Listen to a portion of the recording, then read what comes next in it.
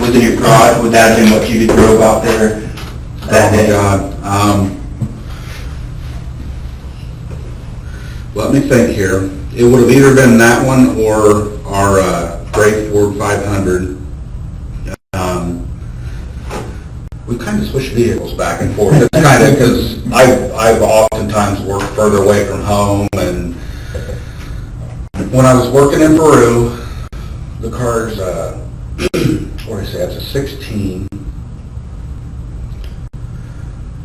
So prior to that, I'd had a little red Ford Focus, and our trucks we get our truck at like 4 o'clock in the morning. So on truck day, I'd be driving over to Peru at like 3 o'clock in the morning.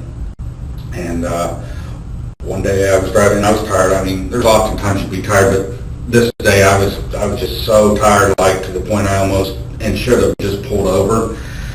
But I made it over there, and I turned off. Didn't take the highway all the way up. I took the turn off that takes you into the back way to Peru, and made it all the way in town, and literally I fell asleep. And I woke up when my airbag went off. I veered off the road and hit a SUV parked on the side of the road. And literally that's when I woke up. Like I didn't even know. It took me several seconds, if not a minute, to get my bearings and even figure out what had happened. I still didn't know, because when it hit the SUV, it threw it clear up over the sidewalk into somebody's front porch. Like, I literally didn't brake at all. I was asleep, so I hit it full speed. So anyway, I get out, and there's not even anything there. I'm like, what did I hit? And there was a person stopped on the other side of the road. Anyway, long story short, they called the police, blah, blah, blah, and I had to get, that's when I bought that black car. Mm-hmm. The black car being the 16? The one in the garage. Okay.